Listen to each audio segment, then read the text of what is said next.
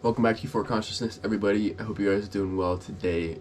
It is a beautiful day here in Vermont. The leaves are looking absolutely beautiful, so I am enjoying this cloudy but beautiful day. Hope you guys are doing good as well. So today I wanted to talk about seeking discomfort and what that means to me, and generally for really everybody, and what seeking discomfort can do for you as an individual and how it can change your life. So let's jump right into it. So one of my favorite YouTube channels, I'm sure many of you know it, is Yes Theory, and their philosophy is based around saying yes, and more typically in situations that you would say no in. So essentially by saying yes, you're going to be putting yourself in a more uncomfortable situation, which allows for more growth, and through these experiences your tolerance for discomfort will become less and less and less. And more often than not, these uncomfortable situations are actually the path that you need to take in order to find comfort, whether that's just like through traveling, for personal growth, whatever the case might be. Is seeking discomfort truly is the way in finding comfort. So Yes Theory has been a huge factor in my life, just because it's allowed me to look at the world in a different way, let alone internally for myself. It's allowed me to examine why I would choose comfort over discomfort, and really what led me to being in a stagnant life rather than a more fulfilling life. So I want to dissect this, and I kind of wanted to use Yes Theory's philosophy to break down this video. So first off, I just want to I want to use some examples to give you guys a better understanding of why seeking discomfort is the key in finding comfort. So the first example I'm going to use is being an antisocial person, and why many of these people who choose to be homebodies have a very hard time in society, and let alone just putting themselves in uncomfortable situations. And typically the reason why it's hard for them is because when you're somebody who chooses to stay home because you're worried about people that you typically probably don't like because of some experience that you've had, you're going to find more of those experiences because you're focusing on that fear, and B, you're going to continuously back up your subconscious mind to become less prone in finding good social situations. So you're going to become, honestly, more depressed. You're just going to become more secluded, and you're going to have a very hard time of actually getting yourself outside of your house or in your home, because you're just so used to finding internal comfort, you know what I mean?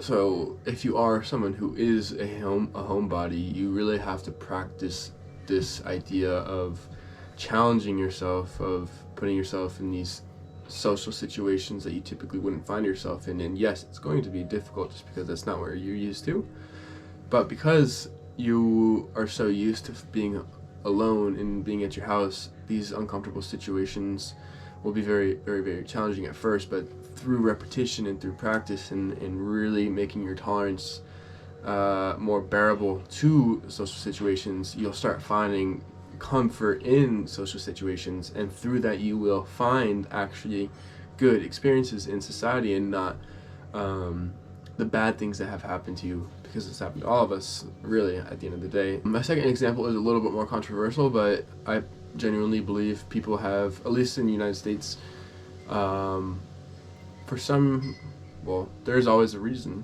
but I am somebody who works out pretty much nonstop now, and I did come from a place of being very unhealthy and very unfit, so I almost kind of have a right to say this, because I was that person who was out of shape, I was not overweight, but I definitely mentally was not in the right spot, and I was somebody who was overweight mentally.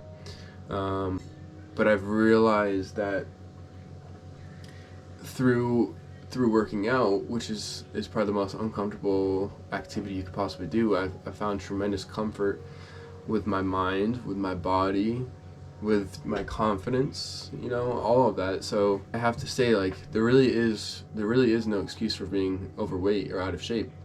And again, that could be controversial for you, and I'm not somebody who body shames by any means, like, I really just want to lift people up and show love and kindness. But I've seen a huge problem with people telling people who are out of shape that they look great, that they are doing all that they can do, and blah blah blah blah blah blah blah. But what you guys don't realize is, by telling somebody who's out of shape that they're fine and that they look great, is really actually more detrimental than being honest with these types of people and telling them, like, look, I'm not trying to be an asshole, but you are out of shape.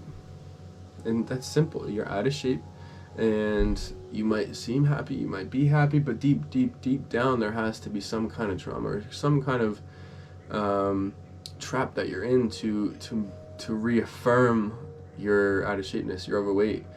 And I think that's the worst thing you could possibly do for somebody who's out of shape. And personally, for me, that was my case too, where I was told, like, look, you're fine, dude, you're young, blah blah blah. But the more I've grown up, the more I realized, like, that was probably the worst thing that someone ever could have told me, because it allowed my mind to create this idea, like, look, you're fine, man, you can just work out later in life, you don't have to do it now, you can keep drinking sodas, you could keep eating ramen, all that stuff, because I was continuously being told by people around me that I was okay. But the fact is, I was not. I was being lied to. Whether they had good intentions or not, they were hurting me even more. So it's the same with any of you who are overweight now. I'm not trying to body shame, I'm not trying to be an asshole. I'm just being honest with, and that I wish somebody did that with me when I was out of shape.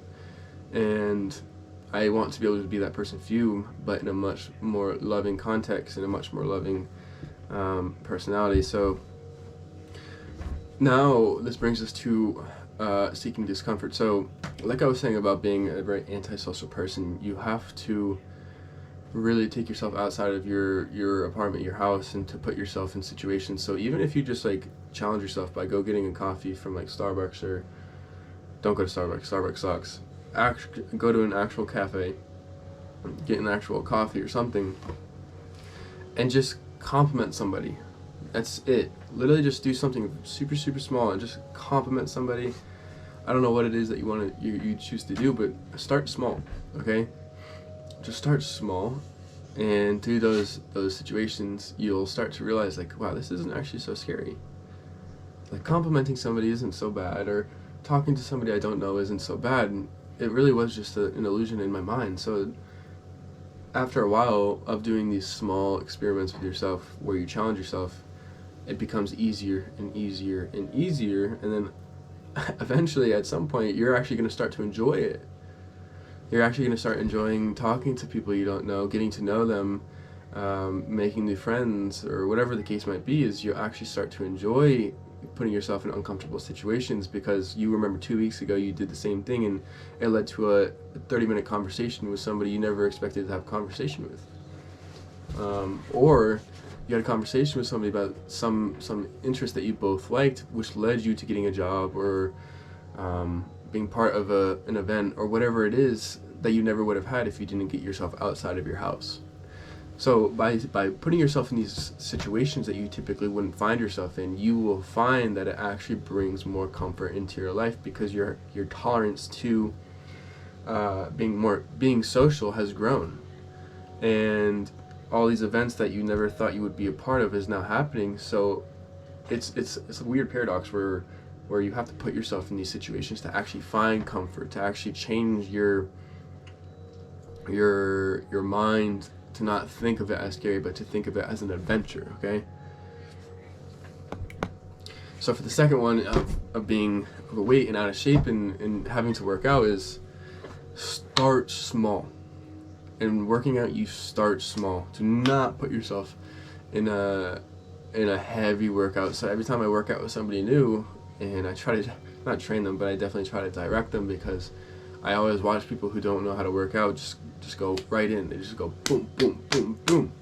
And then they get burnt out, and they're like, wow, my body really hurts, I don't feel good. And then they just get turned off. Just like that. And then they're back to ground zero.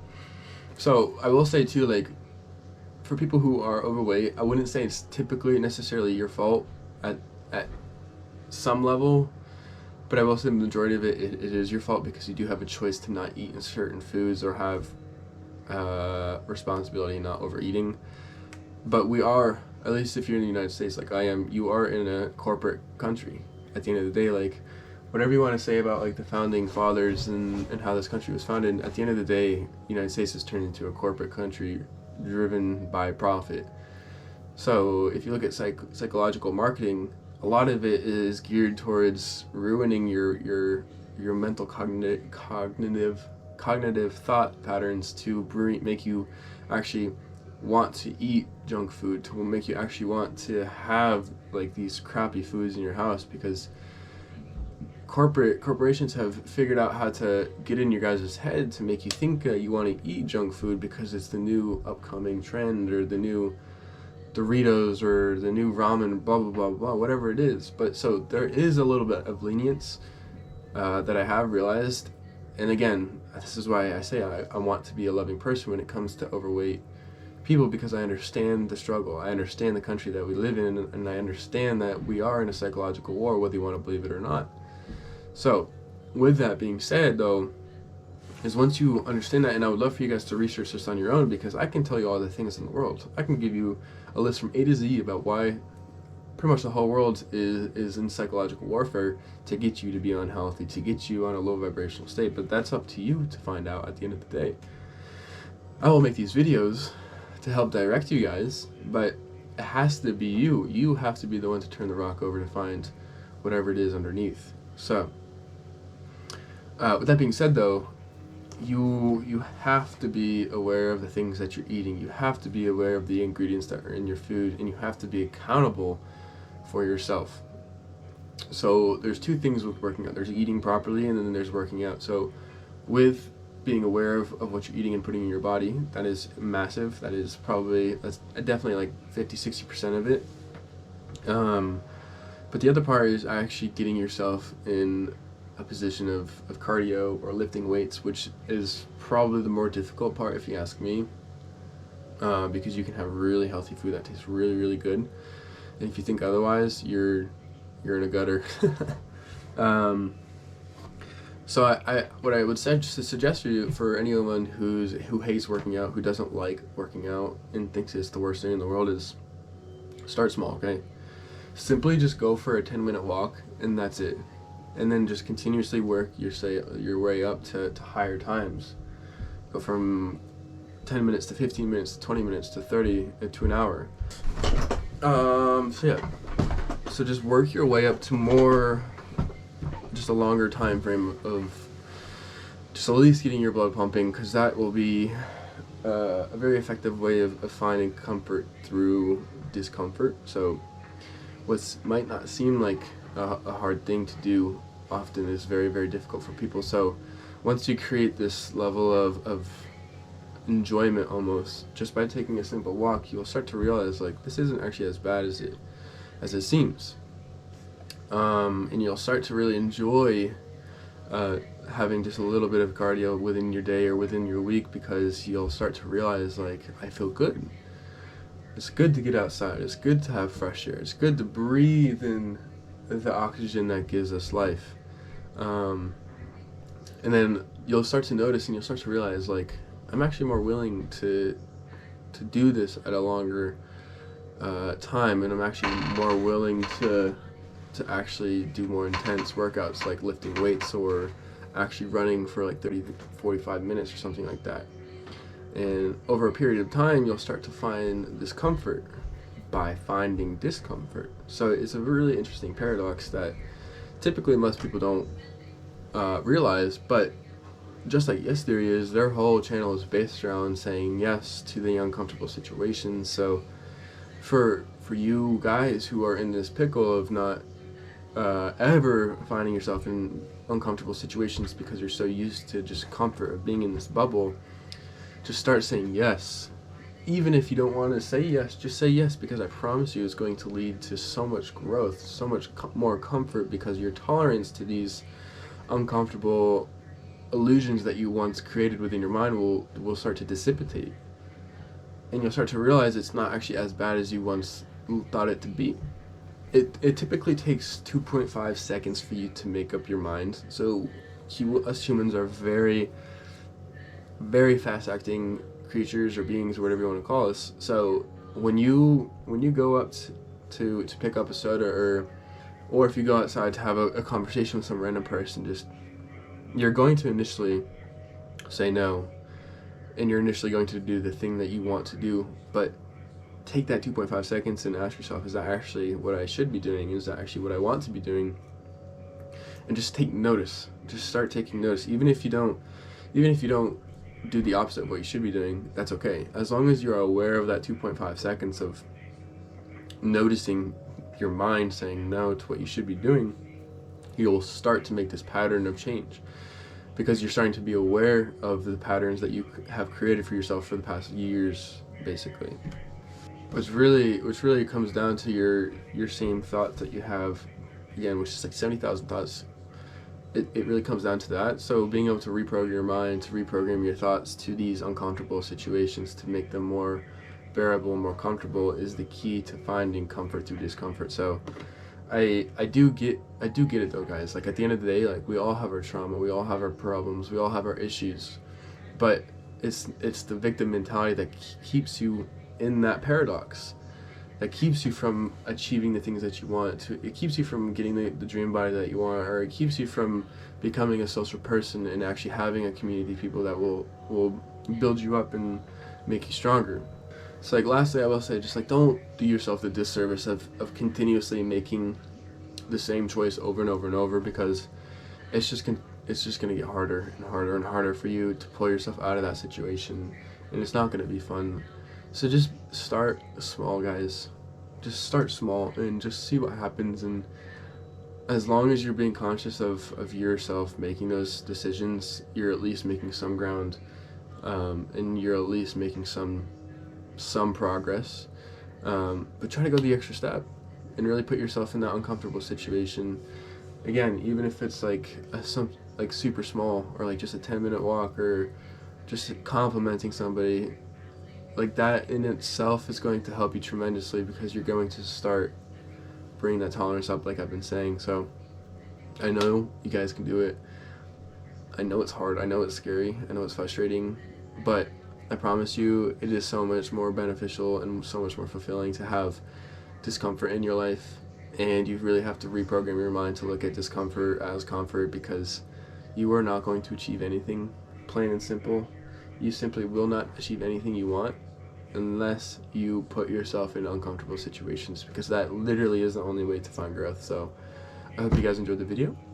Give me a like, because it really does help with the YouTube algorithm. Give me subscribe, turn on post notes, and I appreciate it, guys. You have a wonderful rest of your day, and I'll catch you all in the next video. And remember, discomfort leads to comfort. So start today and find comfort, guys. Peace out.